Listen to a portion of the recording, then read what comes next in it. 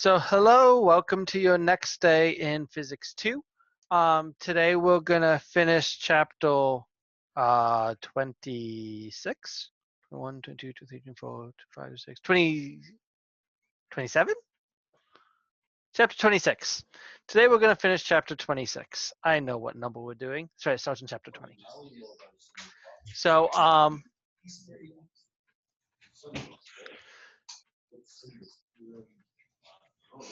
So where we left off was I was introducing the idea of reflection and refraction. And we talked about reflection pretty heavily, and then we introduced Snell's law with refraction. And I'm going to jump straight into solving an example problem with Snell's law with refraction. And my problem is, a light ray of wavelength 589 nanometers produced by a sodium lamp traveling through air is incident on a smooth, flat slab of crown glass at an angle of θ1 of 30 degrees from the normal. What's the angle of refraction θ2? And then it says if underneath the glass is water, what angle does it enter the water at? Now, if I want to solve this, first thing I'm going to need is I'm going to need my index of refractions. I would give you these on exams, but for in class, I can just say, you know what, I got tables of them. So I will say that the index of refraction, I'm going to need AO, which AO, it's close enough to 1. I'm going to need crown glass, which is 1.52.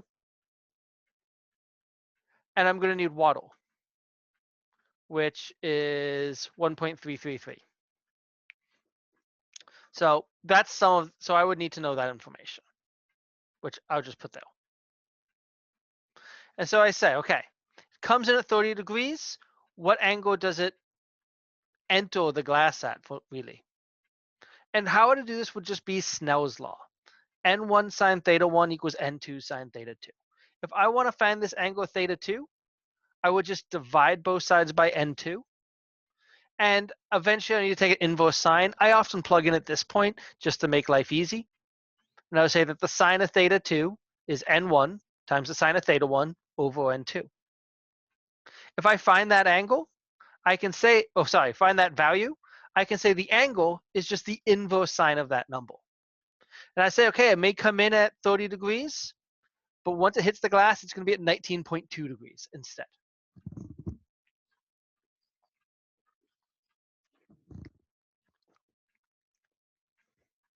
Now, if I wanted to find, okay, what angle is it when it first hits the water? Well, first I have to know the instant angle for the water. But the thing is using some geometry in my parallel axis theorem, I know, and we talked about this last time, if we have two lines, if we have two parallel things separated by a line, the opposite angles are the same. This angle, which was θ2, is the same as this angle, which is also θ2. So the angle it hits the glass at is θ2. So I'll just say N2 sine θ2 equals N3 sine θ3. And solve it the same way. Divide by N3. Plug in my values. Get that a value. And then take the inverse sine.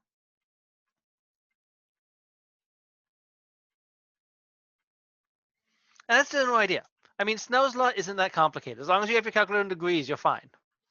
Just N1 sine θ1 equals N2 sine θ2.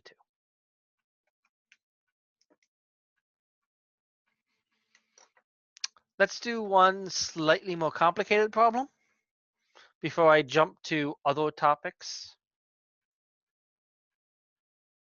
Yes, before I jump to other topics. And by slightly more complicated, I mean this one's just going to have messy math. That's normally what complicated means for me. So, a person looks into an empty container and is able to see the far edge of the container's bottom, as shown. When the container is completely filled with water and viewed from the exact same angle, the person can see the center of a coin in the middle of the container's bottom. If the diameter of the bottom is 8 centimeters, what's the height of the container? Now, once again, I'm going to need my index of refractions. I would give you that, but I'm just going to give them right now. That's air and water. And I said the diameter of the bottom is 8 centimeters. So I'm going to make my text smaller just for space reasons. But general idea, I'm solving for h. So let's make this smaller. If I want to do this, I'm going to need to define my angles. And what I'm going to say is that, let's say this initially is at some angle theta 1. Well, I just define that as this angle. Now keep in mind, if that is theta 1, that means that this here is also theta 1. That this angle is theta 1. And so I said before, I'm going to look into it at the exact same angle. That means it enters the water at that same theta 1. Not quite sure why it filled with water, the person's eye color changed, but whatever. And so I'll say, yeah, I know that I'm looking in at some angle theta 1. And then once it hits the water, it's at an angle theta 2.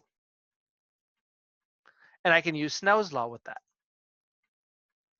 Now, I'm going to make this a little smaller, just so I have more space. If I want to solve for theta 1, I can say that the distance from this bottom corner of my flask to the top corner of my flask, this red line right here, that's going to have a distance of R1. And Pythagorean theorem, d squared plus h squared equals R1 squared. Now in my second figure, I'm going to say the distance the light travels, I'm going to call that R2. But there it's in the center, so it's no longer going to be d squared, it's going to be d over 2 squared. Now with my first equation, my R1 squared, if I square root both sides, I get this.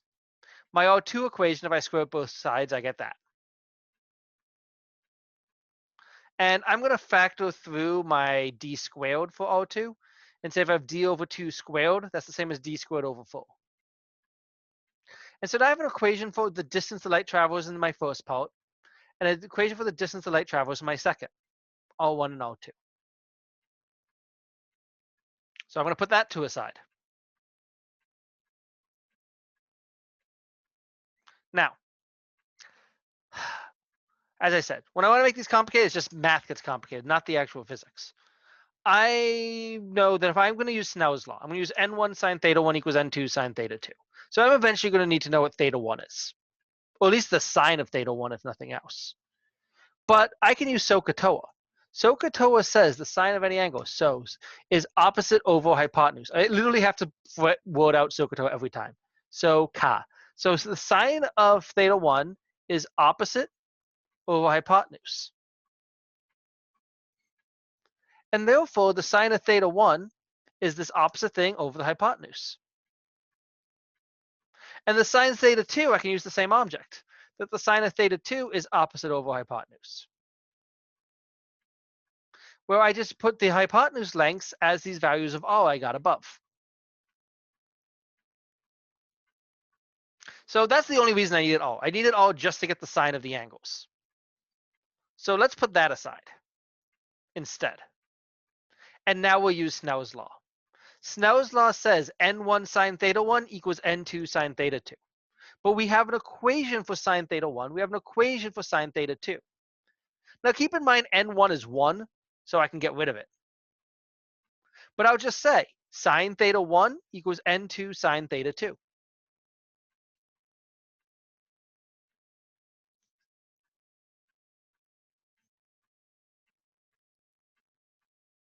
So I'm going to move that up.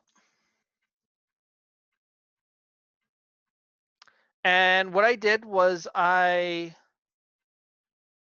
divided both sides by d. And when I divided both sides by d, I did a few other just bookkeeping things. I moved this n2 onto the top just for sake. And this divided by 2, I just moved down here. So this is the same thing divided by d. I then have these pesky square roots, so I just squared everything. That gets rid of my square roots, and my n2 becomes n2 squared, or my 2 becomes 4. And then I factored through my 4. because I have 4d squared over 4 plus h squared, which is just d squared plus 4h squared. And if I cross multiply, I get this. I'll factor through my n2 squared.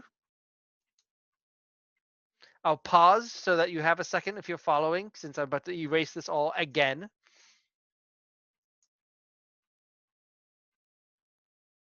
Now my goal was eventually to solve for h. So I'm going to get all my h's on the same side.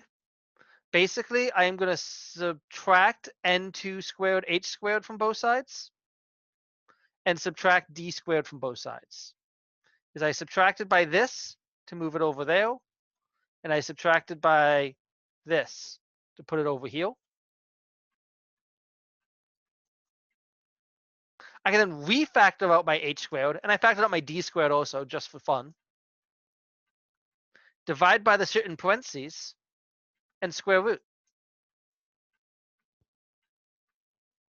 I factored out a d. I didn't have to, but I did.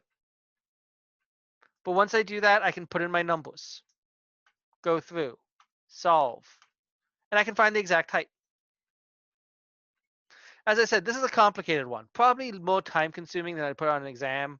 But that's how these work. Just Snell's law. Anything past that is just crazy geometry.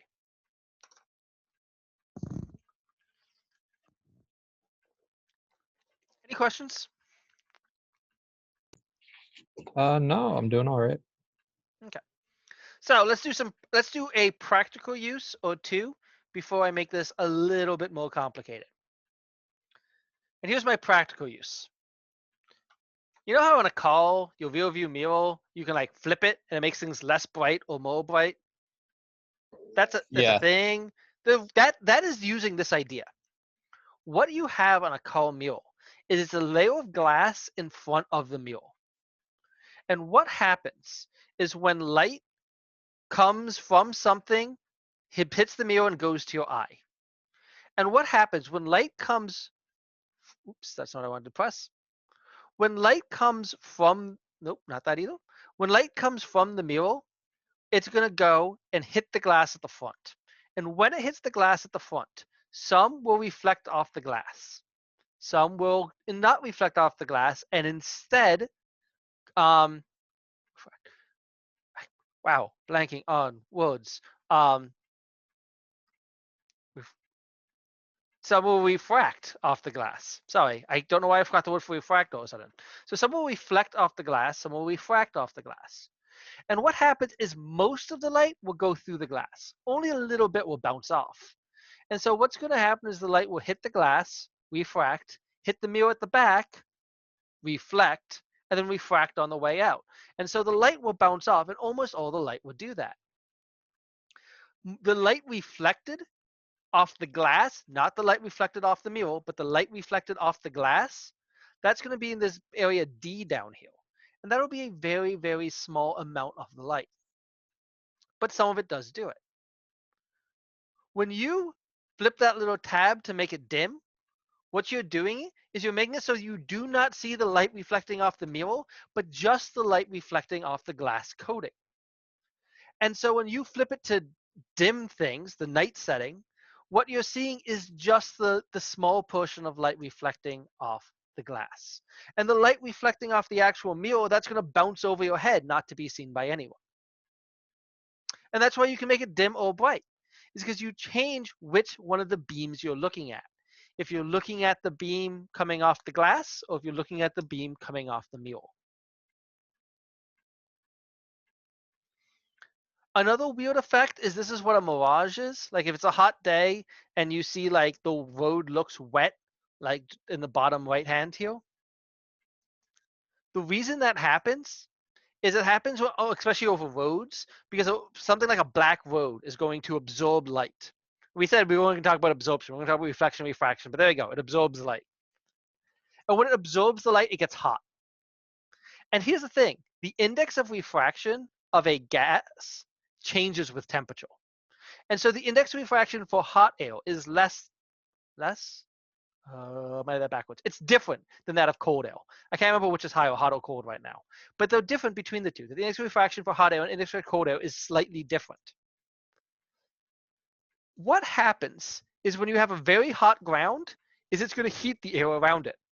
And as the air gets heated around it, that's going to give the area directly above the road. As the air heats up, it's going to move up. As it moves up, it's going to travel up. We're going to have heat by convection. But as the hot air travels, that's going to give currents of different temperature air moving.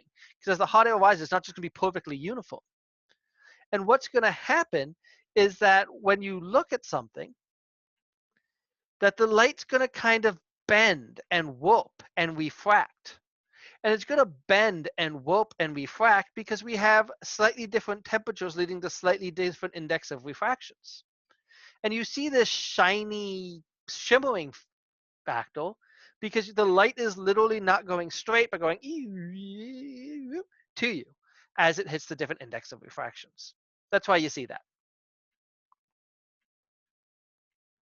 Now, where this becomes more complicated is I'm glossing over something. I've said stuff in here like the index of refraction for crown glass is 1.52, right? I claim that. But if you look at the top of this, it says for lambda equals and gives a set wavelength. It says that the index of refraction for crown glass is this for 589 nanometers. And here's the issue. These index of refractions in Snell's law. Snell's law will always hold true, but the index of refraction is not actually a constant for all wavelengths. The index of refraction of a material, it actually changes with wavelength. Well, I said crown glass was 1.52. That was just for the middle of the spectrum, just for like a greenish color. But really, the index of refraction for red light for crown glass is 1.51. And the index of refraction for violet light is 1.53. And what you find is for most materials, the index of refraction for violet is bigger than the index of refraction for red. And therefore, when light is refracted, if it's a single wavelength, if I just take my laser pointer, shine it off a glass thing, the light bounces through, it'll all bounce through together. Because a laser will always have one wavelength of light. All the light on this has a set wavelength, there's no variance. But if I shine a white light on it, the light will refract, but all of the light will refract a little different. And what happens is when I shine the light through something like this prism, is that you can see, actually, you know what, let's go back for a second, is even before I have it kind of set up, you can see that one edge is a little more red and one edge is a little more blue. And when I play around with it to get a really nice angle, I get a pretty good rainbow going from red to blue, that all of the light waves are separated. Whereas I said, if I have not as good of an angle, I just have, let's go back. Nope. Distortions on the side. Where it's red here, it's blue there, it's still white in the middle, just slight distortions. And this idea is called dispersion. That when light refracts, if you have multiple wavelengths of light, the light will separate into its various wavelengths, or it will disperse, hence dispersion. Because the different colors of light will have a slightly different index of refraction. And so for how far they'll bend, following Snell's law, n1 sine theta 1 equals n2 sine theta 2, it means theta 2 won't be the same if n's not the same. Now the reason for this goes back to how we measured the index of refraction. We said the index of refraction was c over v, where v was the speed of light in a material. But we know the speed of any wave is wavelength times frequency. And we know from Monday is that when light enters a material, its wavelength changes. That change in wavelength causes the change in speed. But here's the thing, the frequency is what we view as color. And if the wavelength is changing, v is changing. And so that n equals c over v, that means v will depend on lambda and f. Since v is lambda f, and since the frequency doesn't change, but the wavelength does, that means for any given material, you'd have to say what the wavelength is in that material, what the frequency is in general, because it's not changing. Now, since blue has a shorter wavelength, it has a larger n. And what that means is blue light will refract more. Red light will refract less. And so you get your dark side of the moon shape going, although I actually had dark side of the moon earlier, because what's happening is just the blue light gets bent further out. Now, if you just shine light through one straight, regular piece of glass, nothing fancy, just, if I try to shine light through this jar, I'm probably not going to see it happen. A prism, which I keep showing pictures of, these triangle-shaped pieces of glass, like this guy too. A prism is a piece of glass shaped to maximize this change. And the reason this works is because the light will refract twice. When light hits the prism, it'll refract. When light leaves the prism, it will refract.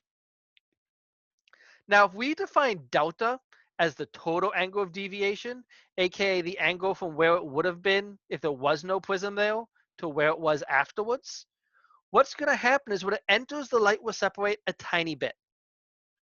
And then when it leaves, the light will separate a tiny bit. But if it does a tiny bit twice, it adds up. And so if it only hits one boundary, you might not see too much. But if we use two different boundaries and we cut the prism at a shape to maximize this, which is why they'll cut the way they are, is a shape to maximize, we can see a noticeable change. And what we're going to find that each wavelength has a different angle of deviation. And we'll separately see the red and blue light.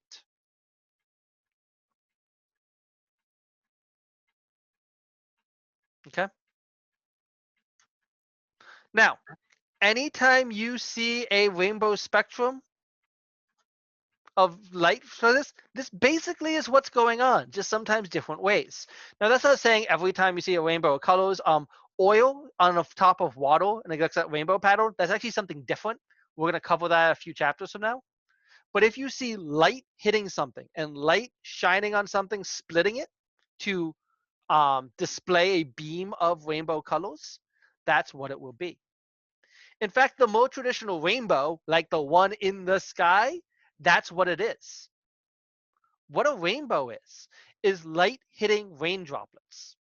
And when it hits a rain droplet, right when it hits a rain droplet, it'll scatter. And the red light and violet light, once again, I'm using the term violet. I don't mean purple. I mean violet as in dark blue. Everyone for light just use Roy G. Biv, so you end on violet, but violet really means dark blue. Purple light isn't really a thing, which we already covered. But the red light and the violet light will separate. And then what's going to happen is some of the light will go at the back of the raindrop. But some of the light will reflect inside the raindrop. And then some of the light will reflect on that side, but some of it will come out. And what's going to happen is because it refracts twice, coming in and coming out, never mind the reflection inside, is that the different colors of light will get separated. And so a rainbow is just watching light get refracted on water droplets. And the refraction on water droplets causes a separation.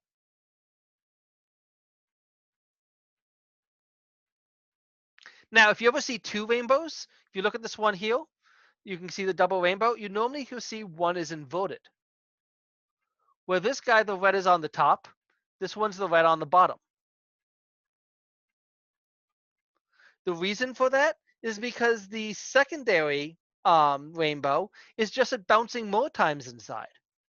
And if you follow the geometry of lights coming in bouncing, you're going to find that when it reflects, it's going to flip top and bottom. And that's why you sometimes see them inverted.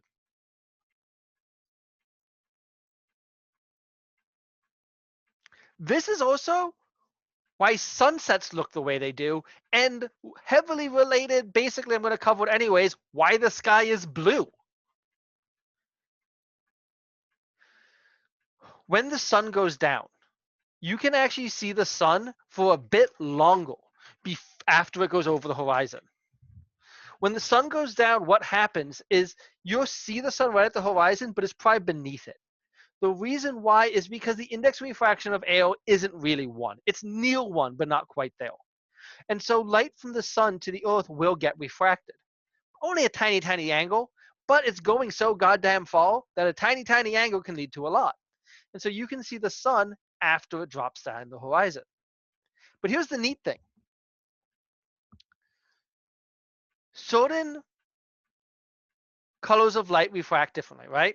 And blue refracts the most. When light from the sun shines on the earth, all of the colors of the wave of the sun light, all the colors of light will get refracted. Blue refracts the most. And what happens is blue will be refracted by any moisture in the air. It's not even the air, it's just the water in the air. And the water in the air will cause all of the blue light to get refracted. And every time it hits a droplet, refract a little more. When other colors like red, orange, yellow won't be refracted as much. And so when the sun's mostly overhead, you only really see blue because the blue is all refracted out every which way. But when the sun's real low, you're seeing a direct path. And so you get to see mostly the light that isn't refracted. Where the blue was refracted and just spread out, the red and oranges went in a straight line and barely bent. And so what happens with the sun's real low is you see a red sky because the light isn't being scattered. The light isn't being refracted. It's moving in a straight line. It's being refracted a little bit. That goes back to this picture here. It is being refracted, but it's not being refracted as much as opposed to the blue light that gets spread out. Okay? All right. Example problem. So let's say I got a ray of blue and red light traveling through air. So it's going to look purple because it's blue light and red light together, but whatever. Is incident on water with an angle of incident of 60 degrees. What is the angle of the reflected light? And what is the angle between the blue and red light? Okay, the first bit's easy. What's the angle of the reflected light? 60 degrees. It came in at 60 degrees, it's going to bounce off at 60 degrees. For what refracted, we'll use Snell's law. And for red, we'll say n1 sine theta 1 equals n red sine theta red. So I can divide both sides by n red. Plug in a value of 2. And take the inverse sine. For blue, I'll just say n1 sine theta 1 equals n blue sine theta blue. And divide both sides by n. Plug in my numbers. Get a value. Take the inverse sine. And you get two values pretty near each other. The angle between them, just by subtracting, is less than a degree. But there's the idea.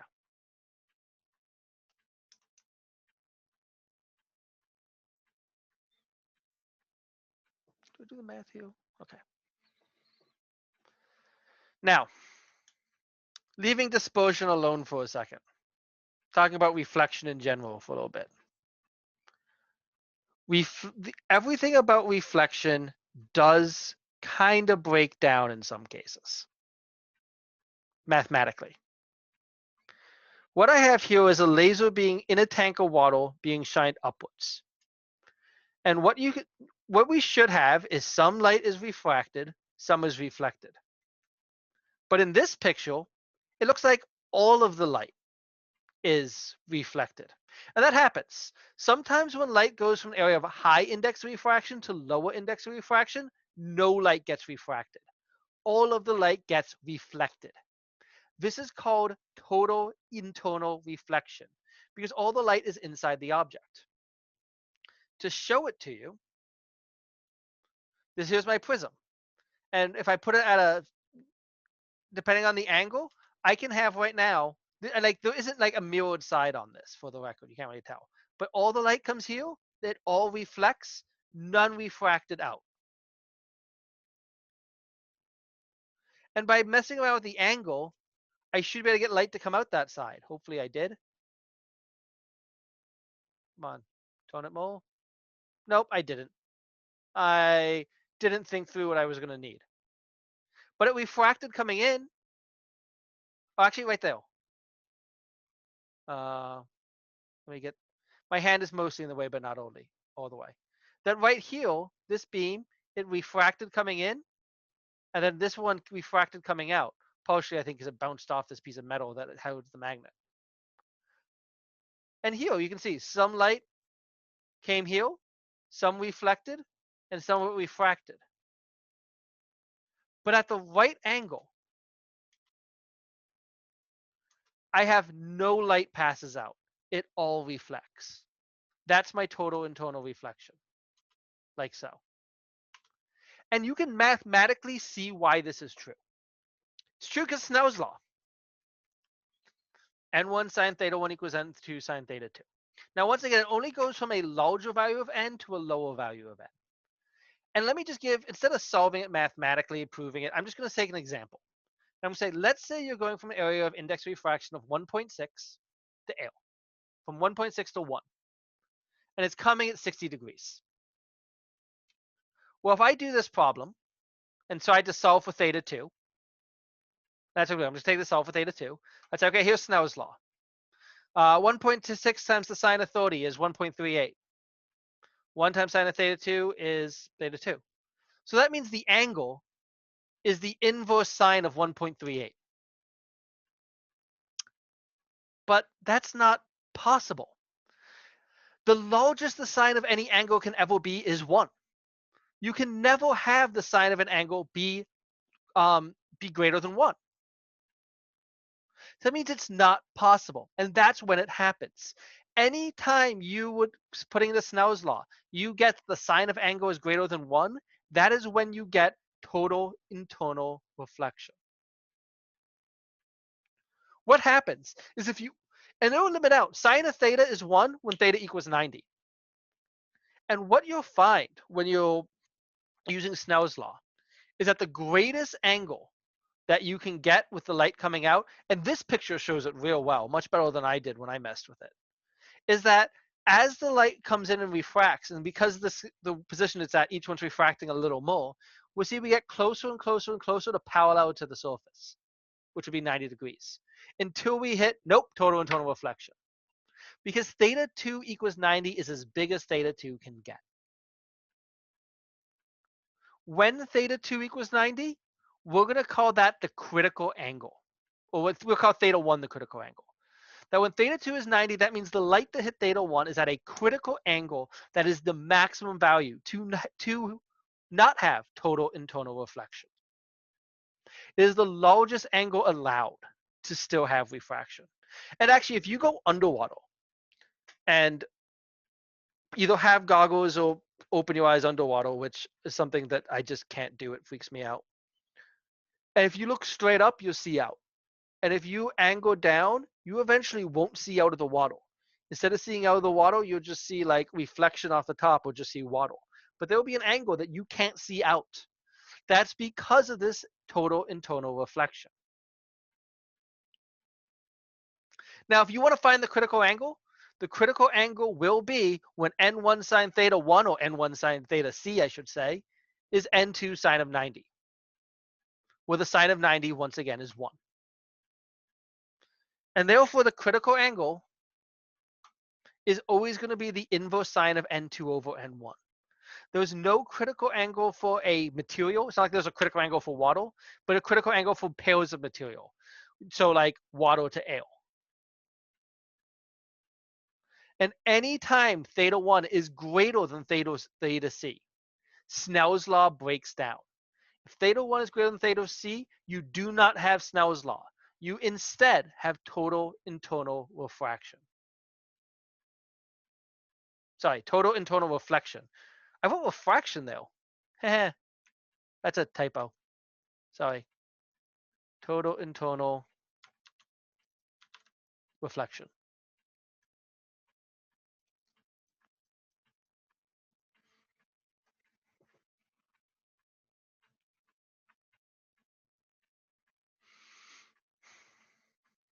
Okay. All right. Now, we use this in a whole bunch of examples, from everything from not so important but fun to incredibly fucking useful. Let's start with the not so important but fun. That's why diamonds are shaped the way they are. The index of refraction of diamond is 2.42. If you have a diamond in ale, which is the most common place to have a diamond, ale's index of refraction is 1. What that means is that the diamond has a critical angle that can be solved for, which is the inverse sine of 1 over 2.42, or 22.4 degrees. Diamond, the classic diamond shape, like I have on the leftmost here, is such a shape so that all light that comes from the top will go have total internal reflection. And what that means is any light shined on the top will refract coming in.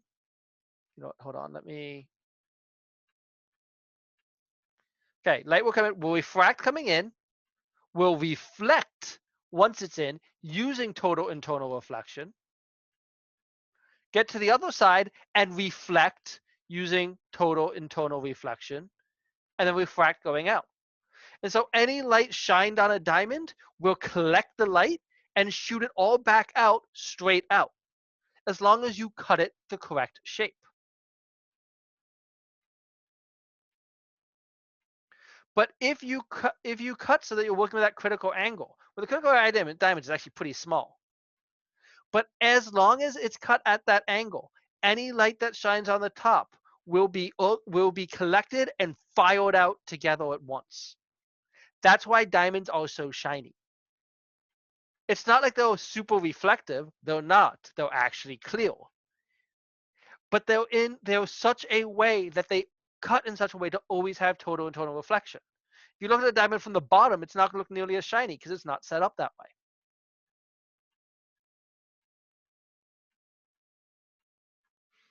A more practical use, because wanting to have bling isn't the world's most practical use, is fiber optics.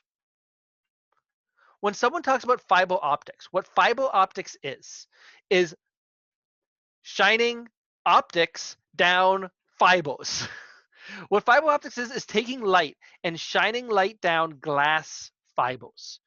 Thin pieces of glass or plastic, can be plastic, that usually can be bendable. This can be caused to, okay, picture on the bottom right. They're looking in a person. I don't know what part of a person that is. I probably don't want to know. If you do a traditional camera and you have light coming down a tube, the light's just gonna, if you bend if I try to look through my hand and then put my second hand here and bend it down, I'm not gonna see through my hand. But fiber optic cables are normally very, very low diameter. And so when light passes through, and you know what, I'll go to this version. When light passes through, what happens is that instead of refracting out of the glass, it's going to hit it at a shallow angle. And because it's at a shallow angle, come on, I'm missing it repeatedly. I don't know why I saved so much video. Okay, when light hits dead on, the light is going to not leave the glass. And you can kind of see it here. I'm going to try to highlight this. That you can see a beam of light going like this, and then one like this, and then one like this. And then I kind of lose track of it. Although in here, I can see it kind of going this way. Is that the beam of light is going to always be totally internally reflected. And because it's totally internally reflected, the light stays and passes down the wire, the fiber optic. It doesn't just shine out the other end. Because when it tries to leave the glass, it's a faster, higher than the critical angle. And so the light can go right down the tube, making a bright spot on my wall right over here. This is used, once again, medical, on the end of a camera, that you can take the camera and move it around and the light will follow the fiber optic. If you're talking about like fiber optic internet or fiber optic anything else, or optical audio is fiber optics, all that is you're shining pulse of light that's flickering down the tube. And the computer registers the flickering as binary, just kind of almost like 1-0 binary on off of the light. And it can go a long distance quickly, because it's the speed of light, with a negligible loss of intensity, because all of the light will pass through, since none will refract out. None will refract out because of the critical angle. And that's how those work. Yeah, I really love this GIF on the bottom. It shows it really nicely. Okay, let's do an example problem or two for the end of the day. What time is it? Why is that clock not showing up? So, okay, 3:41. So, first problem. Fiber optic cable has an N of 1.5. Submerged in water, 1.33. What's the critical angle? If you want to find the critical angle, we want the light to stay in the cable. So we're going to say N1 is the cable. And we'll say the critical angle is just the inverse sine of N2 over N1. So just the inverse sine of 1.33 over 1.5, which I can solve.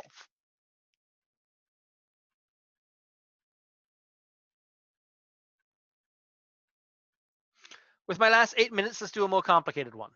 Once again, more complicated just means more geometry. So here's what I got. I got a lightweight incident normal, okay, coming in at 0 degrees to one face of a 30, 60, 90 block of crown glass that is immersed in water. What is the exit angle of theta 3? And a substance dissolved in the water to increase the index of refraction N2. At what value of N2 does total internal reflection cease at point P?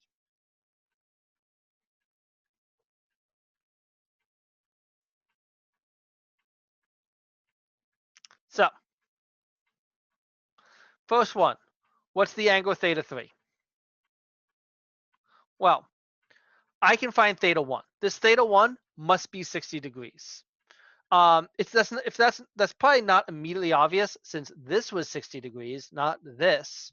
But here's the idea. If that's 60 degrees, actually, do I work through it? I don't. If this is 60 degrees here, this guy must be 30. But this is 90 degrees. So if that's 30, this must also be 60. So theta 1 is 60 degrees. My law of reflection, if there's total internal reflection, it's still reflection. I can still say theta incident equals theta resultant. So that means this angle over here is still 60 degrees. Now, that means this little angle, which I'm going to call phi, must be 30. Because we have 90 degrees for the whole bit minus theta 1. We also know the sum of a triangle is 180. And I can say this triangle, we have a 30-degree angle, a different 30-degree angle, and this obtuse angle, which is 90 plus theta 2. Which I'm going to add together. I have 90 and 30 to get 120. Also, don't forget, I subtract 120 from both sides. And I already said phi was 30. So theta 2 must also be 30 degrees.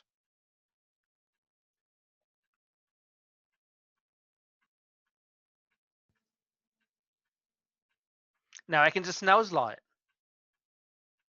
Now n is labeled weird here because I have an n1 inside, n2 outside, but a theta 2 and a theta 3. So instead of saying n1 sine theta 2 equals n2 sine theta 2, sorry, n1 sine theta 1 equals n2 sine theta 2, I'm going to have to do this differently. I'm going to have to say n1 sine theta 2 equals n2 sine theta 3.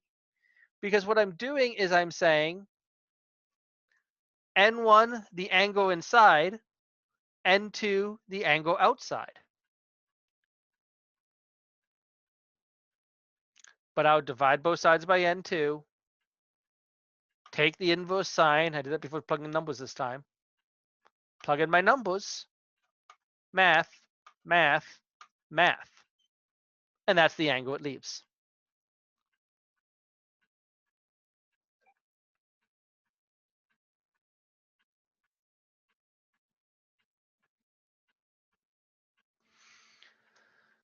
Okay. Part B says a substance is dissolved in the water to increase the index of refraction N2. At what value of N2 does total internal reflection cease?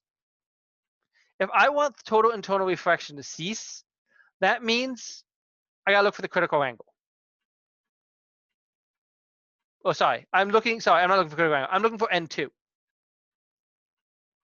So I'm looking for N2. So I'm gonna use my critical angle equation. And I'll take the sine of both sides and multiply by N1. And so N2 will be N1 sine theta C. Now, right now, it's coming in at 60 degrees. And if I don't want there to be in total internal reflection, I need the critical angle to no longer be greater than 60 degrees. So I'm gonna say 60 degrees is my limit. And I'm just gonna plug in 60. And I'm not changing N1. And what I find is that if my N2 goes down to 1.32 instead of 1.333, the light will leave at that point and will not be internally reflected. Some will. Some light will reflect in the middle because there's always some reflected, some refracted. But I won't have total internal reflection. Traditionally, the majority of the light is refracted. Less is reflected. That can change with materials. And there you go. That's the basis for optics. That's the end of this chapter. Now, that isn't the end of us doing optics. The next 2 chapters are optics. Because we've kind of left off a big thing here. We've talked about the physics behind what goes on, but we haven't talked about optical devices, aka mirrors and lenses. And so I'm going to stop here. Friday will be practice problems on this stuff. It's a lot of geometry. And then Monday we'll start chapter 27, 20, 21, 22, 23, 24, 25, 26, 27. We'll start chapter 27. I should really make the first chapter 21 so I can stop confusing myself. And with that, we'll start getting into optical devices like lenses and mirrors and telescopes and the eye and shit like that. Other than that, there we go. Unless there's any questions, have a good day. Yeah, you have a good day too. Thank you.